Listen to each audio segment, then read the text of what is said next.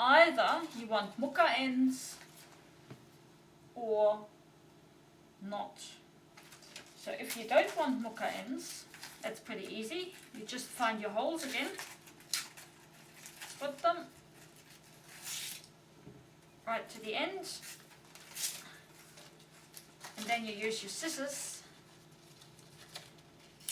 and cut the bottom bits off.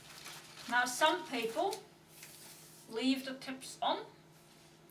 I personally prefer to cut the tips off, as they no use to me and they just take energy out of it.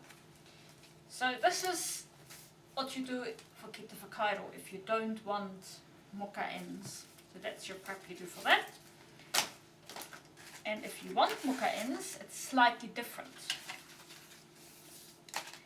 There's two different ways of stripping them for kite with muka ends. Either just stripping, which I find really hard and hardly ever do and never really learned to do. I use the easy way out. I use my Stanley knife and lightly, really lightly, cut the back just where they join, and so they're not cut through, they're still attached. And then depending on how good or bad your leaf in general is, either you split them then down to the cut, pull down, fold in on it and strip, or if you're lucky and you've got a lot of muka, you can do both at the same time. This one hasn't really got a lot of muka, I've got to admit that. And again, cut the tips. So those are the two different ways of prepping kite whakairo, harakeke, hats, that kind of thing, kono, and this one is for whirikite, backpacks, wahakura, where you need the muka ends. Now, at this stage they're really flimsy. You probably end up having to comb the ends a little bit to make them nice.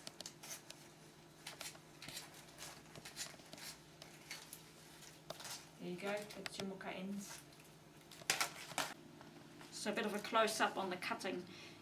You may have noticed I'm cutting essentially on my leg. I've been doing it for quite a few years. I know what I'm doing. I've got my hand under here to give it the stability from underneath. You wouldn't be able to cut it if there was nothing under there. So you really need, to trust your own hands, have them under there. This is where the leaf splits. This is where you cut. So you cut lightly on the back. It does take a bit of practice. Here we go. Same on the other side. There we go. So on the shiny side you can just see a little line. And then it usually is easier if you split them first, cut the tips off, and then split them down to where you cut them. So you've got like 4, or depending how many. Then you pull them back on itself, and see the leaf wants to kind of move together. So move it together, hold it really tight, like really tight. And that's what you end up with. This harakeke is not the best for this kind of procedure, that's why the muka ends are usually a bit short. But I still get something out of it. Oh, that's a bit too flimsy. But so that's the theory of it. Very tight and just pull back. So they're all split. I've made them all into no muka ends. So the next thing is you have to size them, or the Māori word is rui. As you can tell, there are some shorter ones. And if you want to make something that needs a certain length, those ones would be useless. You use them for something else. So the easiest way is grab a bundle, put your hand up to where you want them to, and just let the short ones fall out. So that's one size.